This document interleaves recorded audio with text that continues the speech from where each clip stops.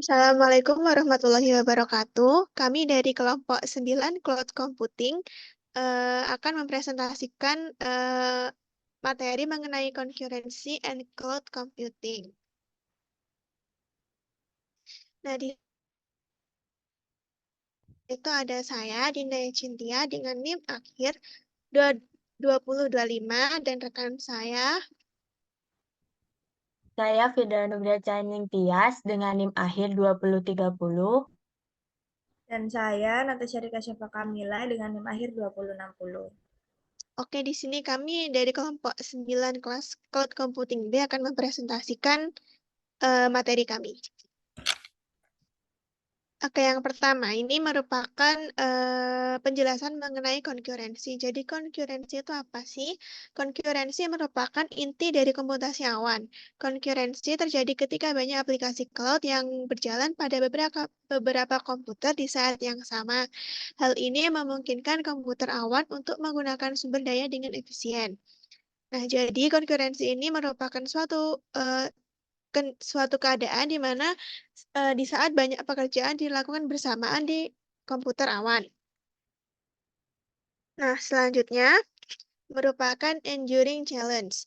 Komputasi awan menghadapi tantangan dalam konkurensi dan juga koordinasi, yang mana koordinasi ini penting dalam alokasi sumber daya, distribusi beban kerja, dan juga komunikasi. Ketidakkoordinasian yang dapat terjadi di dunia nyata. Nah, gambar ini menunjukkan persimpangan jalan yang macet. Kemacetan ini terjadi karena kurangnya koordinasi antara pengemudi. Mirip dengan bagaimana kurangnya koordinasi dalam komputasi awan dapat menyebabkan masalah. Ilustrasi ini digunakan untuk memperkenalkan konsep deadlock atau kebutuhan yang bisa terjadi dalam konkurensi. Nah, di gambar ini menunjukkan 4 persimpangan yang mewakili sumber daya bersama dalam lingkungan cloud computing. Jalan utara selatan mewakili satu aliran lalu lintas dan jalan timur barat mewakili aliran lalu lintas lainnya. Kurangnya rambu-rambu lalu lintas dan rambu-rambu di persimpangan menyebabkan kemacetan lalu lintas. Oke, next. Nah, di sini merupakan contoh klasik dari penggambaran deadlock. Nah, di gambar ini menunjukkan diagram meja makan dengan 5 kursi dan juga 5 pasang sumpit. Setiap kursi mewakili seorang filsuf dan setiap pasang sumpit mewakili sumber daya yang dibutuhkan filsuf untuk makan. Nah, di dalam ilustrasi ini permasalahannya yaitu para filsuf ingin makan, tetapi mereka hanya dapat melakukannya jika mereka memiliki 2 sumpit. Nah, masalahnya hanya ada satu pasang sumpit di antara setiap 2 filsuf. Ini berarti bahwa jika seorang filsuf ingin makan, dia harus mengambil kedua sumpit di sebelahnya. Nah, kemungkinan skenario-nya itu jika penerapan deadlock-nya, jika semua filsuf mengambil satu sumpit di sebelah kirinya, tidak ada yang bisa mengambil sumpit kedua, tidak ada yang bisa mengambil sumpit kedua mereka. Nah, ini akan menyebabkan kebuntuan, di mana tidak ada filsuf yang bisa makan. Lalu, kemungkinan skenario kedua yaitu kelaparan. Jika seorang filsuf selalu mengambil kedua sumpit di sebelahnya, filsuf di sebelahnya tidak akan pernah bisa makan. Ini akan menyebabkan kelaparan, di mana satu filsuf tidak akan pernah bisa makan. Nah, untuk solusi dari permasalahan ini, yaitu dengan menambahkan sumpit. Menambahkan lebih banyak sumpit ke meja akan memungkinkan para filsuf untuk makan tanpa harus bersaing untuk mendapatkan sumber daya. Yang kedua yaitu mengubah aturan. Mengubah aturan sehingga para filsuf hanya dapat mengambil satu sumpit pada satu waktu akan mencegah kebuntuan. Nah, selain itu dapat menggunakan algoritma. Algoritma dapat digunakan untuk mengkoordinasikan tindakan para filsuf sehingga mereka semua dapat makan tanpa kelaparan atau kebuntuan. Next. Nah, di subbab selanjutnya ini ada communication and concurrency. Konkurensi memungkinkan eksekusi beberapa tugas secara bersamaan untuk meminimalkan waktu penyelesaian dan memaksimalkan efisiensi sumber daya komputasi. Memahami dan mengelola komunikasi dalam konkurensi menjadi kunci dalam pengembangan perangkat lunak yang efisien. Komunikasi dapat berupa pengiriman pesan antar entitas. Nah, untuk kompleksitas komunikasi bergantung pada frekuensi pengiriman pesan. Seperti contoh pada gambar. Di sini ada konkurensi paralel berbutir halus atau yang biasa disebut dengan fine grain. Ada juga konkurensi paralel berbutir kasar atau biasa disebut dengan coarse grain. Next. Nah, di sini ada model eksekusi dari komunikasi dan konkurensi. Yang di sebelah kiri ini merupakan model control flow, dan yang di sebelah kanan ini merupakan model data flow. Ini model data flow, ini model control flow. Next.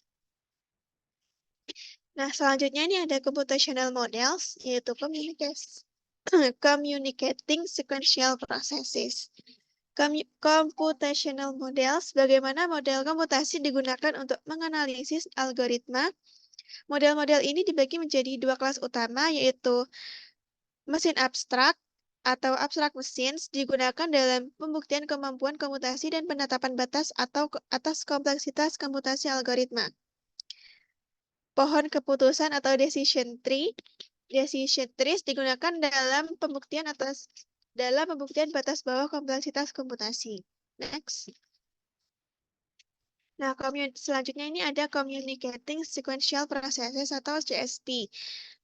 Bahasa formal untuk mendeskripsikan pola interaksi dalam sistem konkuren, memperlakukan input dan output sebagai primitif pemrograman fundamental. Program CSP merupakan komposisi paralel dari sejumlah tetap proses bernama sekuensial yang berkomunikasi satu sama lain hanya melalui pengiriman pesan sinkron.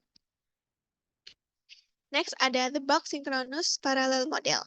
Leslie Valiant pada awal 90-an mengembangkan model perangkat keras perangkat lunak penghubung yang dirancang untuk menghindari kerugian efisiensi logaritmik dalam pemrosesan paralel.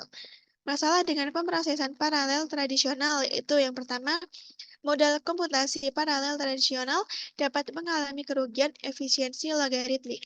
Kedua, algoritma mungkin tidak berjalan secara efisien pada berbagai sistem dengan parameter yang berbeda. Next, solusi dari model BSP. Model BSP menawarkan komputasi paralel yang efisien dan dapat diprogram, memungkinkan pengelolaan memori dan komunikasi secara efisien dengan penalti minimal. Model ini fleksibel dan dapat diimplementasikan pada berbagai teknologi komunikasi dan topologi jaringan interkoneksi. Nah, next-nya ini ada model for multi-core computing. Nah, model multi-BSP ini menyediakan cara untuk menganalisis kinerja prosesor multi-core dengan mempertimbangkan kompleksitas hierarkinya. Meskipun memiliki banyak parameter, model ini dapat digunakan untuk mendesain algoritma efisien yang berjalan pada prosesor multi-core. Next. Nah, ini merupakan contoh model multi-BSP untuk dua tingkat.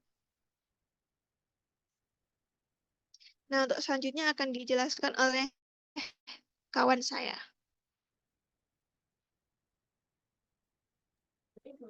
Baik, selanjutnya adalah modeling konkurensi with Petri nets. Pada tahun 1962, Carl Adam Petri memperkenalkan sebuah keluarga grafik untuk memodelkan sistem konkuren, yaitu Petri Pens. PN sendiri digunakan untuk memodelkan perilaku sistem yang dinamis, bukan statis, misalnya mendeteksi anomali sinkronisasi. Model PN telah diperluas untuk mempelajari kinerja konkuren sistem. PN sendiri adalah graf bipartit yang diisi dengan token yang mengalir melalui graf. Sebuah graf bipartit adalah sebuah graf dengan dua kelas simpul, yaitu busur selalu menghubungkan simpul di satu kelas dengan satu atau lebih simpul di kelas-kelas lainnya. Next.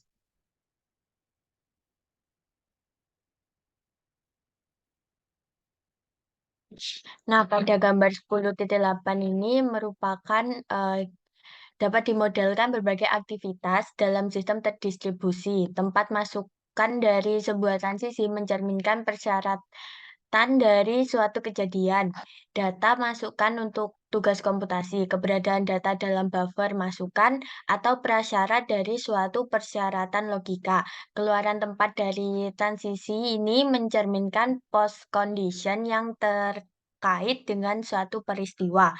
Hasil komputasi tugas, keberadaan data dalam buffer output, atau kesimpulan dari pernyataan logika. Distribusi token di tempat PN pada waktu tertentu disebut penandaan jaringan dan mencerminkan keadaan sistem yang sedang dimodelkan. PN adalah abstraksi yang kuat dan dapat mengekspresikan konkurasi dan pilihan seperti yang terlihat pada gambar 10.9 ini. Pada gambar 10.9 memodelkan konflik atau pilihan hanya salah satu dari transisi T1 dan T2 yang mungkin terjadi, tetapi tidak keduanya. Dua transisi dikatakan bersamaan jika keduanya independen secara kausalitas. Transisi konkuren dapat terjadi sebelum, sesudah, atau secara paralel satu sama lain. Contoh transisi konkuren sendiri yaitu T1 dan T3 pada gambar 10.9b dan C. Ketika pilihan dan konkurensi bercampur, kita akan mendapatkan situasi yang disebut kebingungan. Kebingungan simetris ini berarti bahwa dua atau lebih transisi bersamaan dan pada saat yang sama mereka berkonflik dengan yang lain. Sebagai contoh, transisi T1 dan T3 pada gambar 10.9b yaitu bersamaan dan pada saat yang sama mereka bertentangan dengan T2. Jika T2 terbakar, salah satu atau keduanya akan dinonaktifkan. Oke, next. Pada gambar 10.10a ini merupakan sebuah mesin dengan keadaan pilihan T1 atau T2 di mana hanya satu transisi yang dapat dilakukan pada satu waktu tanpa adanya konkurensi. Pada 10.10b, graf bertanda yang memungkinkan konkurensi tetapi tidak pilihan di mana transisi T2 dan T3 bersaing tanpa ada hubungan sebab akibat di antara keduanya. Nah, pada gambar yang C ini, penggunaan jaringan yang diperluas untuk memodelkan prioritas dengan adanya busur penghambat dari P2 ke T1. Transisi T1 hanya diaktifkan setelah transisi T2 diaktifkan. Dan pada 10.10d, pemodelan pengecualian ini di mana transisi T1 dan T2 memodelkan penulisan dan pembacaan masing-masing oleh N proses ke memori bersama. Pada satu waktu, hanya satu proses yang dapat menulis, tetapi proses dapat membaca secara bersamaan selama tidak ada proses yang sedang menulis. Pada gambar 10.11 ini ada beberapa kelas PN yang dibedakan satu sama lain berdasarkan sifat strukturan mereka. Yang pertama ada state machine yang digunakan untuk memodelkan mesin keadaan terbatas dan tidak dapat memodelkan konkurensi dan sinkronisasi. Ada mark graph yang merupakan tidak dapat memodelkan pilihan dan konflik. Yang ketiga ada free choice nets yang tidak dapat memodelkan kebingungan. Yang keempat ada extend free choice yang tidak dapat memodelkan kebingungan tetapi memungkinkan adanya busur penghambat. Dan yang terakhir ada asymmetric choice nets yang dapat memodelkan kebingungan asimetris tetapi tidak yang simetris. Pemisahan ini didasarkan pada jumlah hubungan aliran masukan dan keluaran dari ke suatu transisi atau tempat, serta cara transisi dari berbagai tempat masukan, seperti yang ditunjukkan pada gambar 10.11. Oke, next. Nah, selanjutnya ada proses state, global state of a processor or trade graph. Untuk memahami properti penting dari sistem terdistribusi, perlu menggunakan sebuah model, sebuah abstraksi yang didasarkan pada dua komponen kritis, yaitu proses atau utas dan saluran komunikasi. Sebuah proses atau utas ditandai oleh keadaannya. Keadaannya sendiri adalah kumpulan informasi yang diperlukan untuk menghidupkan kembali sebuah proses atau utas setelah dihentikan. Oke, next. Gambar 10.12 ini merupakan diagram ruang waktu, menampilkan peristiwa lokal dan komunikasi selama siklus hidup suatu proses. Peristiwa lokal ditandai dengan lingkaran hitam kecil. Peristiwa komunikasi antar proses atau utas yang berbeda dihubungkan oleh garis yang bermula dari peristiwa kirim atau send dan diakhiri dengan panah peristiwa terima atau receive. Pada 10.12a, semua peristiwa dalam kasus suatu proses tunggal P1 adalah lokal. Sedangkan pada 10.12b, dua proses utas P1 dan P2 merupakan peristiwa E2 adalah peristiwa komunikasi. Pada 10.12c, tiga proses atau utas berinteraksi melalui peristiwa komunikasi. Selanjutnya gambar 10.13a ini kisi dari keadaan global dua proses atau UTS dengan diagram ruang waktu yang sama dengan proses pada gambar 10.12b. Untuk 10.13b, 6 kemungkinan rangkaian peristiwa yang mengarah ke keadaan 2,2 karena ada 6 jalur yang mengarah ke keadaan 22 dan memang N22 dan P sama dengan 2 plus 2 faktorial per 2 faktorial kali 2 faktorial sama dengan 24 per 2 kali 2 sama dengan 6. Oke, next.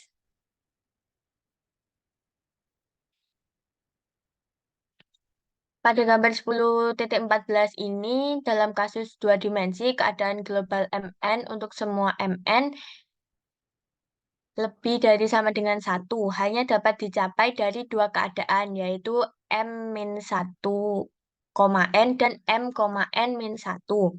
Pada gambar 10.15 ini, keadaan proses harus dapat berkoordinasi dengan baik meskipun terjadi kesalahan, dengan satu pesan yang hilang dari total N pesan dalam protokol. Persamaan 10.13 tadi menggambarkan kesulitan dalam mendeteksi kesalahan dalam sistem dengan banyak utas konkuren. Masalah umum dalam sistem distribusi adalah evaluasi predikat global, di mana tujuannya adalah mengevaluasi ekspresi boolean yang tergantung pada keadaan global sistem. Next. Oke, selanjutnya adalah Communication Protocol and Process Coordination. Komunikasi dalam sistem terdistribusi sering menjadi perhatian karena potensi kegagalan saluran. Tidak ada jaminan bahwa dua proses dapat mencapai kesepakatan jika saluran komunikasi bisa kehilangan pesan. Next.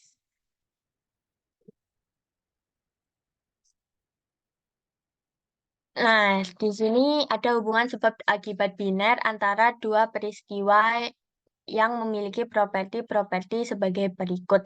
Yang pertama, sebab akibat dari peristiwa lokal dapat diturunkan dari riwayat proses. Yang kedua, sebab akibat dari peristiwa komunikasi. Dan yang ketiga, ada transitivitas dari hubungan sebab akibat.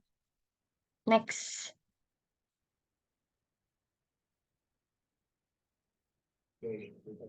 Selanjutnya adalah Communication Logical Clocks and Message Delivery Rules. Dalam sistem komunikasi yang berjalan di berbagai lokasi, sulit untuk menyinkronkan jam fisik dan mengatur urutan pengiriman pesan karena variasi jalur dan kecepatan pesan melalui saluran fisik. Untuk mengatasi hal ini, digunakan jam logis sebagai abstraksi untuk pengaturan waktu dalam kondisi ketiadaan jam global. Next.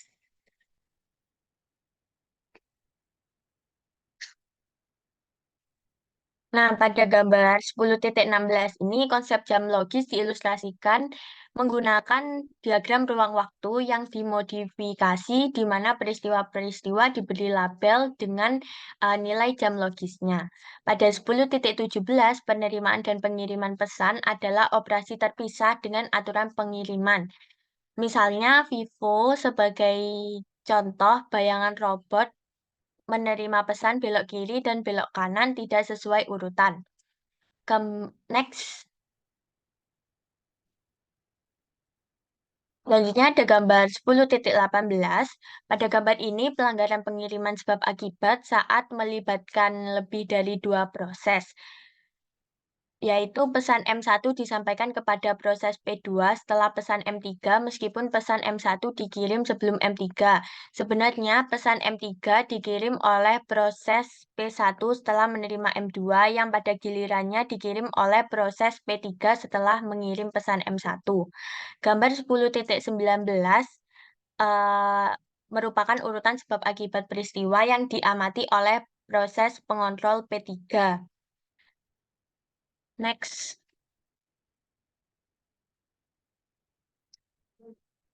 Selanjutnya ada runs and cut casual history. Proses yang mengonstruksi keadaan global disebut monitor. Monitor sendiri mengirim pesan minta info ke setiap proses dan gabung balasannya untuk dibuat keadaan global. Next.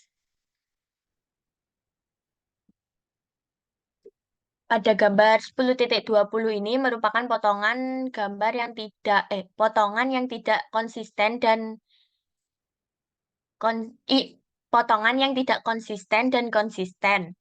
Pada gambar 10.21 ini merupakan sejarah kausal yang dapat digunakan sebagai nilai jam dan memenuhi kondisi jam yang kuat, asalkan kita menyamakan perbandingan jam dengan inklusi himpunan. Next.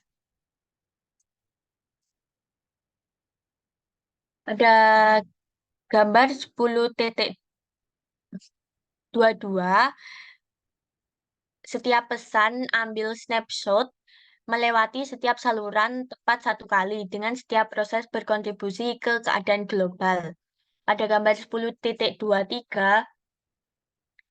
merupakan state, sebuah thread, dan aksi-aksi yang memicu perubahan state. Next. Oke, selanjutnya adalah Threads and Activity Coordination. Konkurensi dalam aplikasi saat ini adalah hal umum karena sumber daya server tunggal tidak cukup untuk aplikasi data besar. Pengenalan prosesor multicore mendorong pengembang untuk mengadopsi algoritma paralel dan multithreading. Next.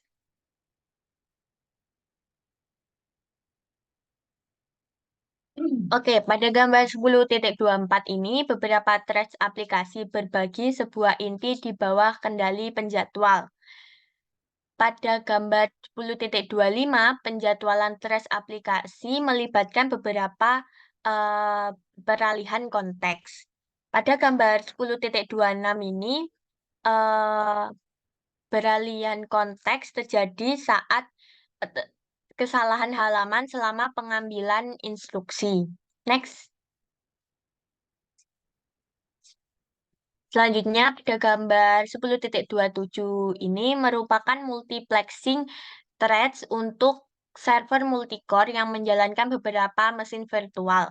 Dan pada gambar 10.28, race condition terjadi saat dua threads atau lebih berusaha mengakses atau memodifikasi sumber daya bersama secara bersamaan tanpa sinkronisasi yang tepat. Oke, selanjutnya akan dilanjutkan oleh rekan saya. Silakan.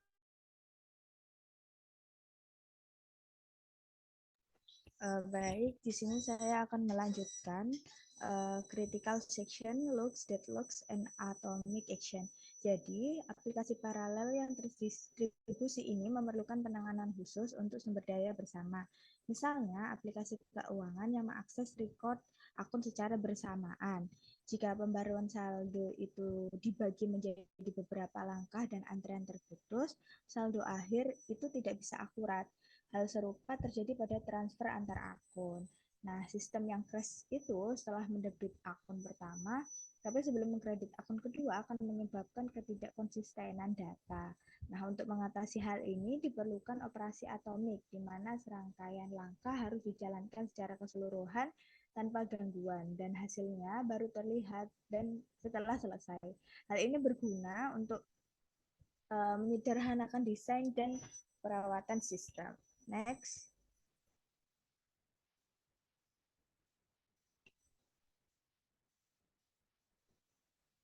Lalu selanjutnya ada di sini ada gambar yang menjelaskan tentang sinkronisasi pada program paralel dan terdistribusi. Untuk menghindari ketidakkonsistenan data, hanya satu thread yang diizinkan untuk mengubah data bersama pada saat tertentu. Proses ini disebut serialisasi yang berlaku untuk bagian kode penting yang disebut critical section. Nah, critical section ini dilindungi oleh mekanisme kontrol bernama lock. Nah, lock memastikan hanya satu thread yang dapat mengakses critical section pada satu waktu.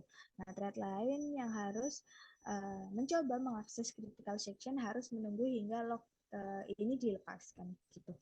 Next.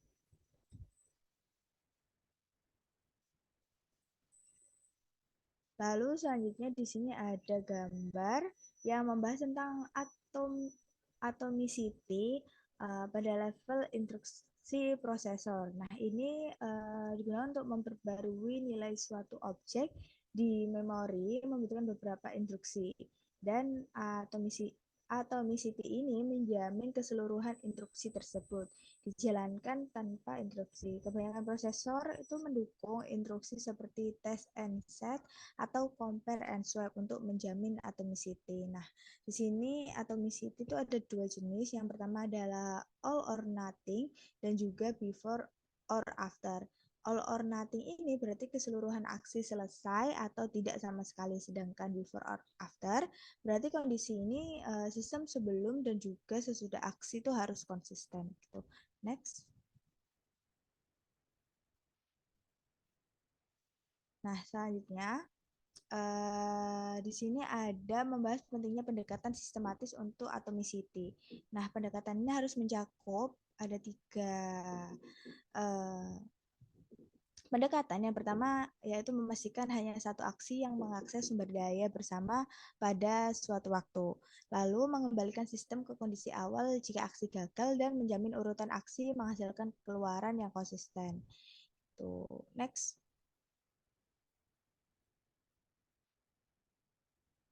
Lalu di sini ada konsensus protocols. Nah, konsensus dalam sistem terdistribusi adalah proses di mana sekelompok komputer harus menyepakati suatu nilai dari beberapa usulan nilai. Nah, protokol Paxos adalah salah satu metode untuk mencapai konsensus ini. Sistem Paxos sendiri terdiri dari beberapa komponen seperti klien, proposer, akseptor, learner, dan leader. Secara umum juga beberapa komputer dapat berperan sebagai ketiga komponen pertama, yaitu pengusul, akseptor, dan pembelajar ini. Nah, protokol ini diawali dengan klien mengirimkan pesan ke pemimpin yang kemudian menyebarkan ke para akseptor. Dengan mekanisme ini diharapkan semua komputer itu bisa menyepakati satu nilai. Next. Lalu selanjutnya ini ada load balancing. Nah, load balancing sendiri ini adalah teknik untuk mendistribusikan beban kerja secara merata. Tujuannya adalah untuk meningkatkan efisiensi dan juga kinerja sistem dan dengan memastikan tidak ada satupun bagian yang kelebihan beban. Nah, di sini ada beberapa cara untuk melihat masalah load balancing. Antara lain adalah distribusi objek, terus ada penempatan bola, ada hashing, dan juga ada sistem terdistribusi. Next.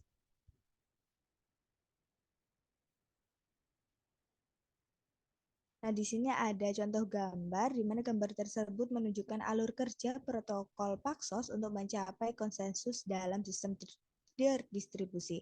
Protokol ini terdiri dari beberapa tahap. Yang pertama adalah prepare, promise, terus ada accept, dan juga ada leader menerima proposal gitu. Jadi protokol Paxos ini memastikan bahwa hanya satu nilai yang disepakati oleh semua akseptor. Gitu. Next. Yang selanjutnya di sini ada multi-threading in Java, Flume Java, dan Apache Crunch. Nah, Java mendukung multi-threading ini, di mana program dapat menjalankan beberapa aktivitas secara bersamaan. Ini berguna untuk meningkatkan responsivitas dan priorisasi CPU. Namun, thread yang mengakses data bersamaan ini dapat menyebabkan kesalahan konsistensi memori. Nah, Java menyediakan mekanisme sinkronisasi untuk mengatasi masalah ini. Gitu. Nah, terus di sini juga ada kelas Java Lang Thread adalah kelas dasar untuk thread, namun Java Util Concurrent menyediakan fitur yang lebih baik untuk mengelola thread seperti thread pool dan juga executor framework. Gitu. Next. Nah, lalu di sini ada history notes dan further readings. Nah, di sini ada contohnya ada Edgar Dijkstra, seorang pelopor ilmu komputer yang memberikan kontribusi penting dalam bidang program konkuren ini. Pada tahun 1965, ia merumuskan masalah sinkronisasi end proses dengan dua kondisi, yaitu mutual exclusion dan leave-lock freedom. Ia juga membahas masalah sinkronisasi produser konsumer. Nah, terus di sini juga berbagai model dan teori telah dikembangkan untuk memahami program konkuren dan sistem terdistribusi. Model arsitektur von Neumann juga dan juga model BSP menjadi dasar untuk analisis sistem ini. Gitu. Next. Nah, di sini ada exercise and problems. Jadi di sini ada masalah-masalah yang sudah kami simpulkan dari bab ini. Yang pertama yaitu masalah 1, algoritma nonlinear tidak patuh pada aturan kecepatan skala linear. Lalu masalah 2, snapshot system konkuren 4 thread. Terus gambar diagram ruang waktu untuk konsisten cap. Terus lalu di sini ada masalah 3 itu untuk checkpoint untuk komputasi intensif data. Lalu masalah 4 pendekatan sistematis untuk atomicity all or not nothing. Terus masalah 5 di sini ada analisis model PetriNet untuk proses konkuren. Lalu masalah 6 ada estimasi waktu komputasi dengan barrier synchronization dan order statistik. Lalu masalah 7 di sini ada analisis waktu total komputasi C berdasarkan waktu memasuki data dan waktu komputasi tiap bagian. Lalu di sini masalah 8 ada diskusi faktor-faktor yang mempengaruhi parallel slackness. Lalu masalah 9 ada estimasi jumlah maksimum bola pada keranjang dengan pendekatan 2 keranjang acak. Lalu di sini masalah 10 ada perbandingan pengertian weight for graph dan resource allocation graph. Next. Baik, sampai di sini presentasi kami. Saya kembalikan ke teman saya, Adinda. Sekian dari presentasi kelompok kami. Kurang lebihnya mohon maaf. Wassalamualaikum warahmatullahi wabarakatuh. Waalaikumsalam warahmatullahi wabarakatuh. Warahmatullahi wabarakatuh.